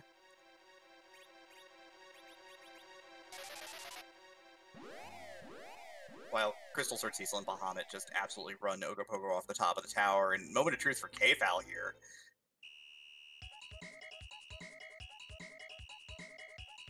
You know, I gotta say, I wasn't expecting when we saw Cecil plus Crystal Sword at minute 0, it to be 127, and one of the runners doesn't have anything lit, and yet we consider that runner to be slightly ahead. Top of Keyless Tower, by the way, dead blank, Lunar Staff. At least you get to reset back out. Corey with that pan is now going to do Waterfall.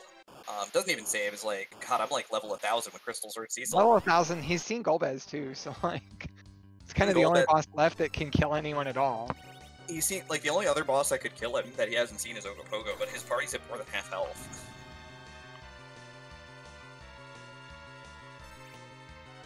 He doesn't have any coffins left. It's fine. He's just gonna parry around a Crystal Sword Cecil, I guess. Or one-shot it with Edge. I mean, you've got options here.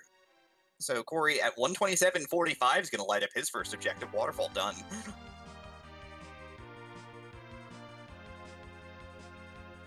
Kfal's gonna get the big decision here at the bottom of the Cave Dilla Music here. Do you do the gauntlet here, or you just decide to reset out and do Zot? Like, that is an option too. Like, he might just decide to skip this. It's possible, and it's possible it pays off, but that pan makes it a little bit unlikely. He doesn't know it's a pan until he's done. He doesn't know it's a pan until he's done. He could just decide to say, yeah, I don't actually want to sit through this. This is long.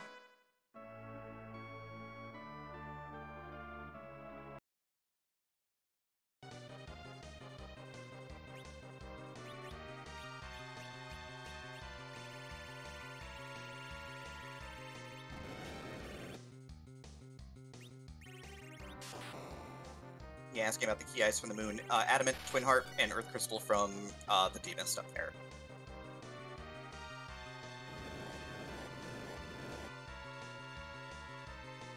We did also get the spoon up there, but that's doesn't really go anywhere.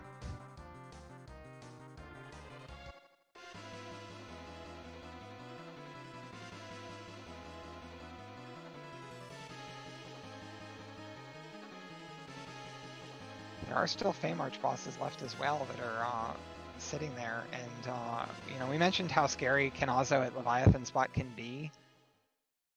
I mean, we got the juice now. Like, we're super. We got the juice now, so like at this point, like I would strongly consider approaching that fight and saying I'm not going to cancel any of those waves. I'm just gonna berserk up that Cecil and go. Drink wine and AFK. Drink. You probably have to cast Cure 4. Hey, drink wine, cast Cure 4, then AFK. Cast Cure 4 against the waves that are as strong as Big Bangs. But however, the Sylphs have got the business end of the business for us. So Moon vaunted, dead set, 100% required. Profcory's got to go and open a door. Doesn't have to do it, just got to open a door.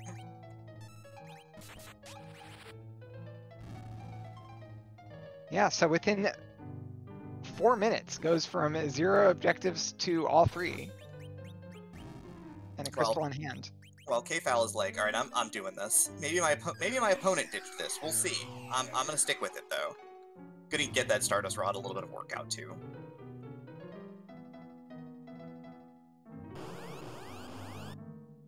That's a consideration that chat brought up. Is do you peek at Sheila 2 to see if she has the pass?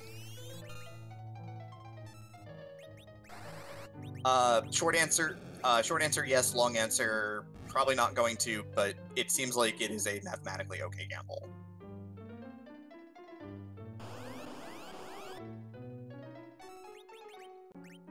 Like, I think the big thing is that the only thing that it could be the only thing that you would want it to be would be the pass, and you're not terribly interested in that, so I guess you're just gonna go up, which is fine too.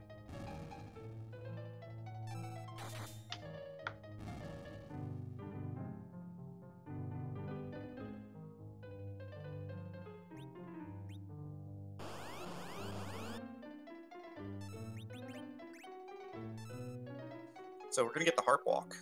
Kfal going to play us some Harp while Corey walks down to the Lunar Core. What's waiting for us in the Lunar Carousel? I mean, like, are we allowed to talk about butts on the air?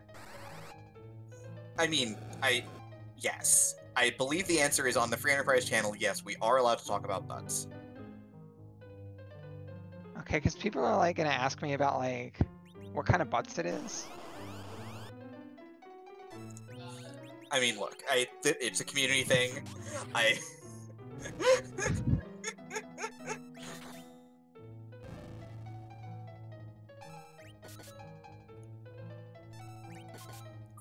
mean, the community just wants to kick some butt, I guess.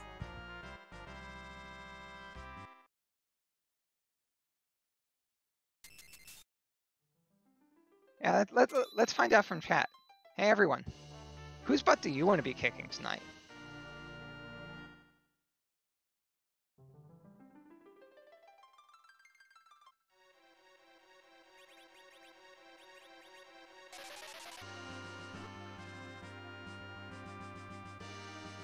Chat just going through some of the classics here. There are over 450 Zeromus sprites out there in the pool,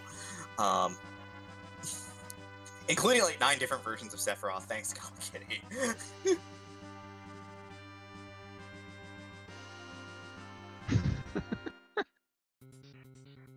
Also, several different versions of Zeromus.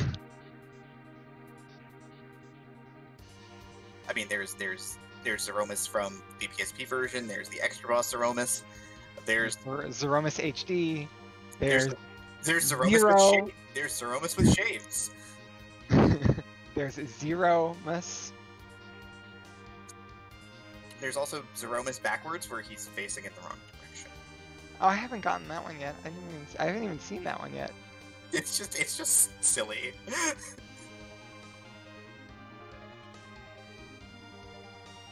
Smithy must would in fact be a good corollary to that heart music. Or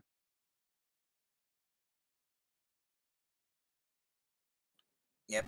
So Kfal about to get go mode from the Sylphs here, because they're the best. We love them to death. And on the flip side, Cory, though, is going to be initiating Zeromus fight here at about 1 hour 34. So I guess it's about that time for some kicking of some butt. Alright, well, let's find out who in chat gets to kick their preferred butt.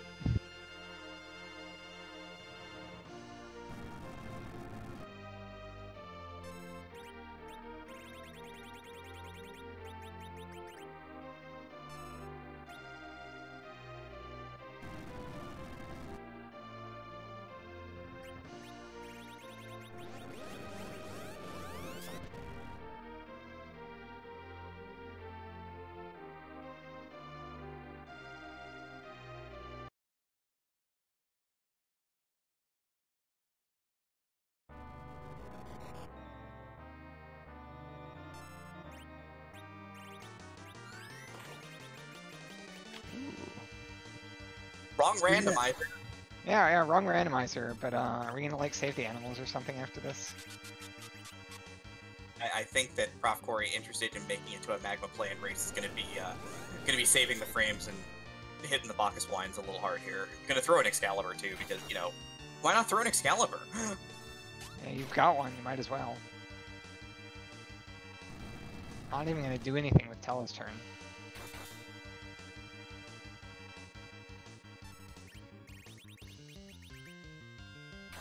Like, this really is just like the Cecil show.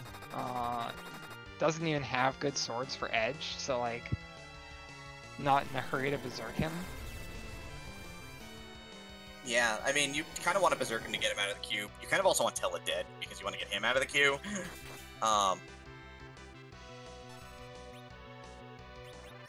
First Big Bang, easy nerf, gonna hit the Cure 4 here. This is basically a Cecil and Rosa kill. I think he's out of dartables here, because he sold the defense sword. Again, best option here, just drink the wine and at least get him going, so you don't have to continuously input commands. Well, it's not like you're inputting very many commands anyway. Cecil, I choose you, use Crystal Sword. It's super effective.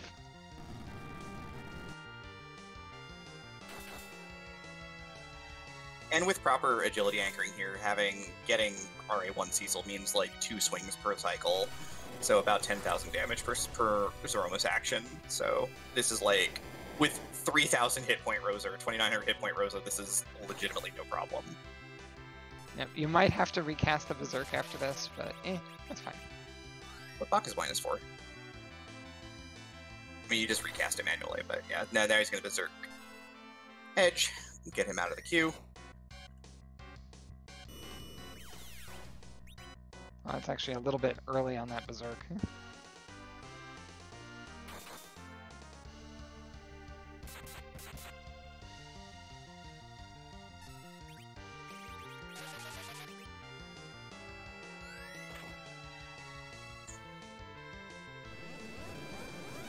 Yep, gonna Berserk, just gonna drink wine with Cecil, who gets hit with the nuke here and doesn't have a ton of magic defense, so it's gonna probably have to hit him with a direct Cure 4, just for safety's sake, and then just kind of continue the fight as goes.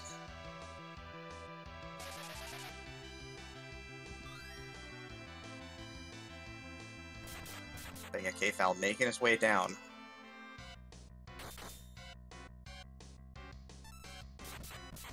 I think, there's, like, this is gonna be an interesting one if kfal decides to watch this one back, which, he probably won't. He is now officially eliminated from the tournament, as Professor Cory has finished in first place.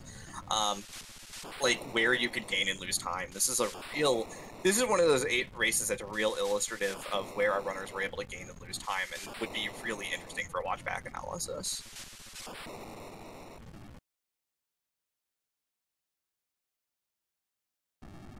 But after 98 minutes and 1 second of Crystal Sword Cecil, we're done here. At least on profcory's side. But kfal's gonna give us a second Zoromus fight, and hopefully give us a second Zoromus kill. We want to see him finish strong. That would be nice to see. He doesn't have the same tier of levels, but also has a slightly more balanced party in that, like, there is damage that is not Cecil in his party. Edge has the real swords.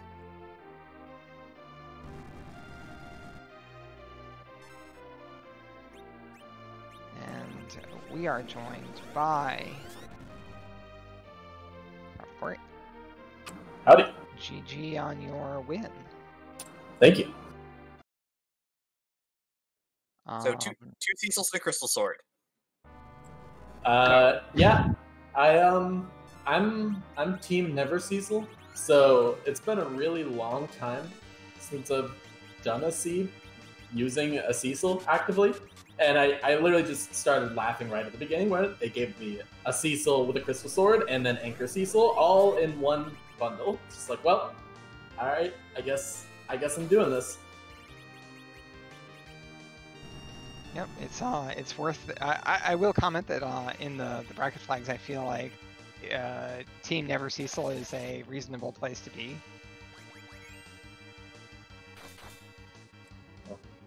We'll see if I get that far. I know that I got a very difficult match coming up, but I'm glad that I get the chance to do it at least. Yeah, 3 spots certainly are there, so, it's kind of what you're playing for.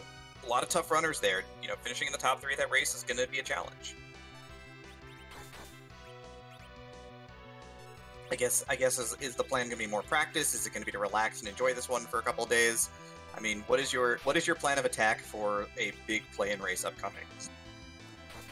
That's a good question. I don't know if I have an answer yet. I think because it's probably going to be a little while till it happens, just depending on how scheduling happens for the first play-in, I sort of have to practice.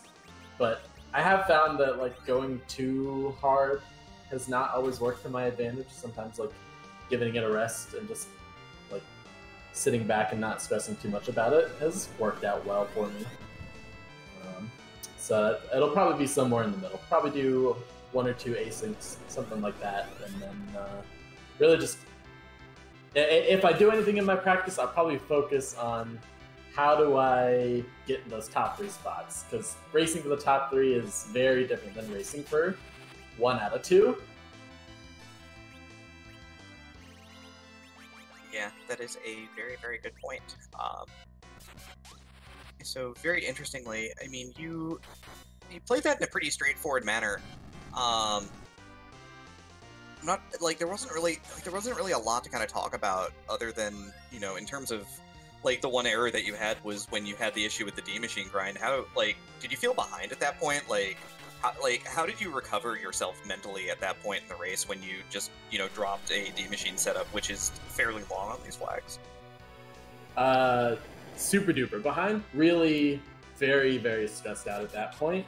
But I was committed to it. What I kept telling myself was, okay, you found that magma key, and I don't know if he found that magma key, but maybe he didn't. Maybe he took the hook route, and maybe I have a little bit of extra time.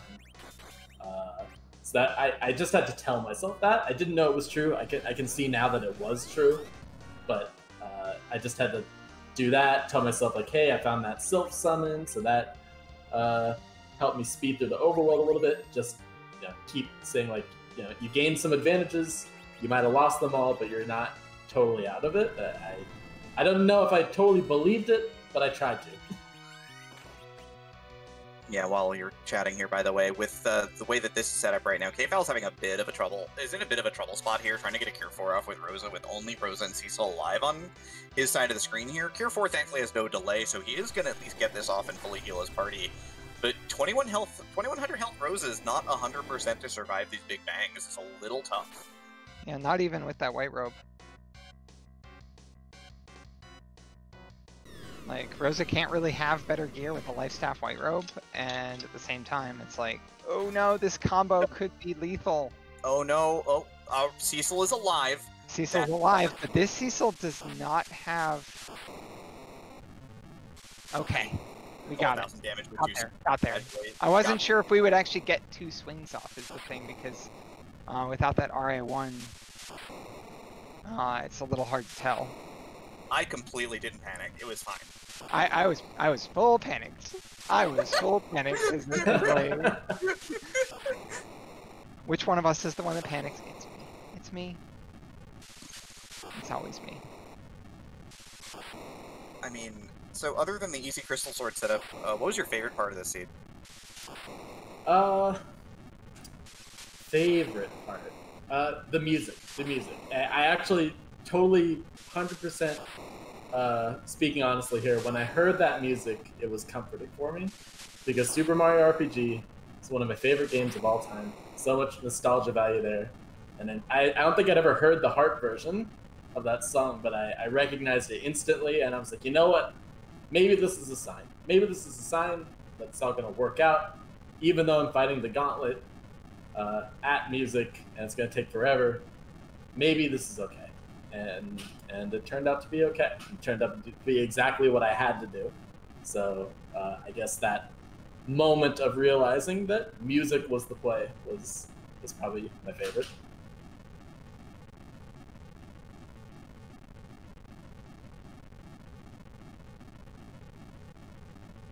Definitely can appreciate that. And so yeah, pmakfal over the line at 143.41 to wrap up his race as well.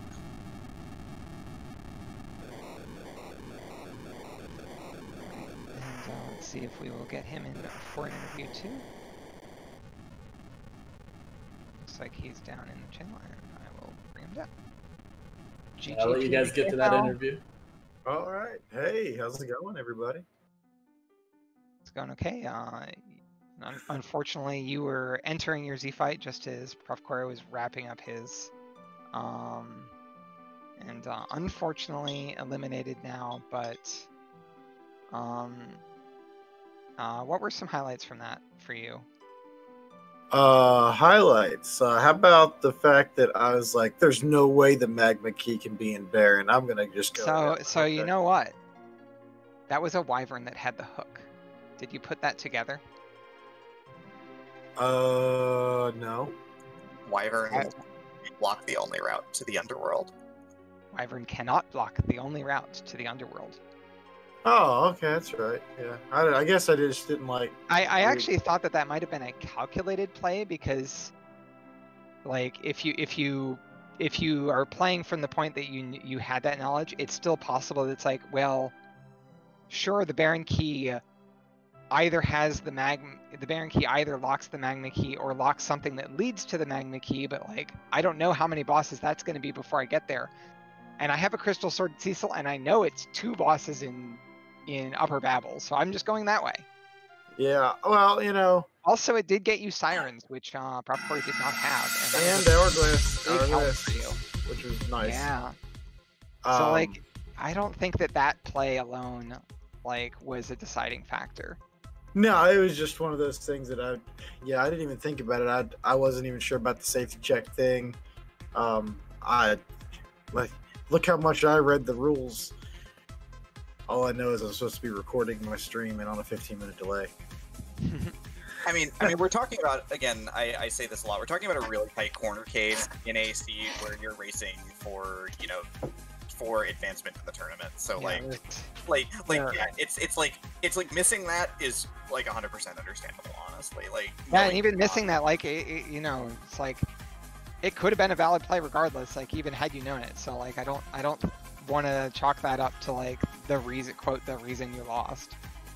Oh yeah, I mean, it was I felt good with how I played, like what I played, except when I randomly used a Star Veil in that Elements fight. I don't know what I was thinking there. I thought you were gonna reflect a Fire 3 and then like melee with Cecil to like do the fight that way. I thought about it, and then I realized, well, I've only got really Tella that can do that, and he's so darn slow. That's fine. Yeah, that's fair. And I mean, you pulled through that second time, so. And then that was a little bit of a hairy Z fight there because I tried and failed to nerf a Big Bang with Crystal right at the phase change. Yep. That phase change can mess those up. And then, you know, Cecil with that Berserk Meteor phase. One more Meteor would have killed him, but he was just a little bit faster.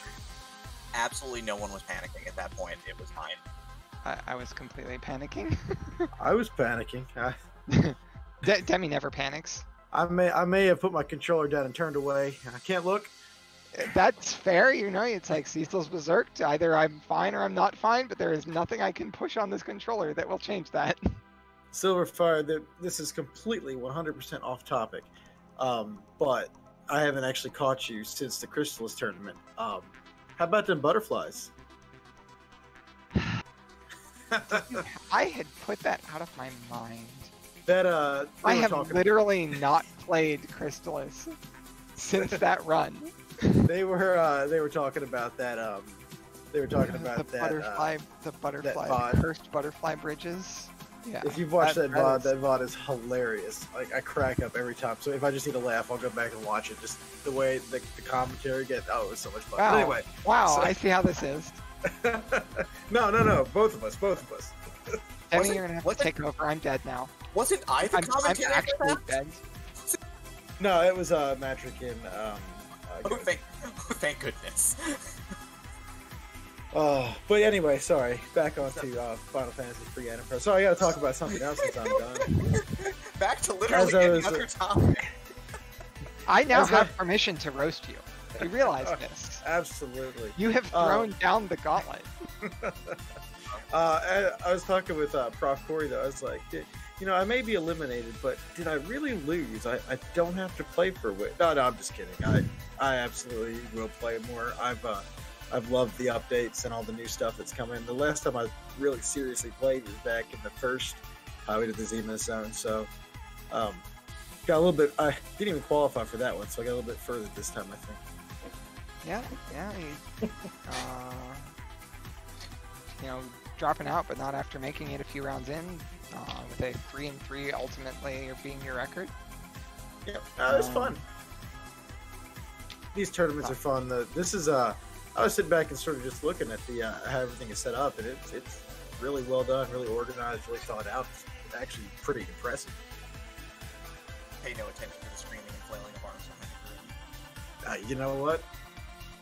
As someone who works in the arts and performing arts, I get it. I know how it is. That everything behind the curtain's on fire, but what's in front of the curtain's what we see, and in front of the curtain looks pretty darn fantastic right now. So congratulations to you all, and thank you all for what you've done so far.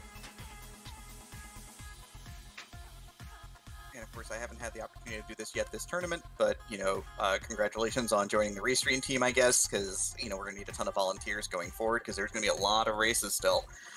So I'm looking forward to hopefully seeing you come on out and volunteer if you can. And if you can't, I'm cool with that too. Oh, absolutely. No, I plan on climbing back into that commentary booth. That's what I like to do. Now that I don't have to worry about a race myself, I do plan to start volunteering for some more stuff, so...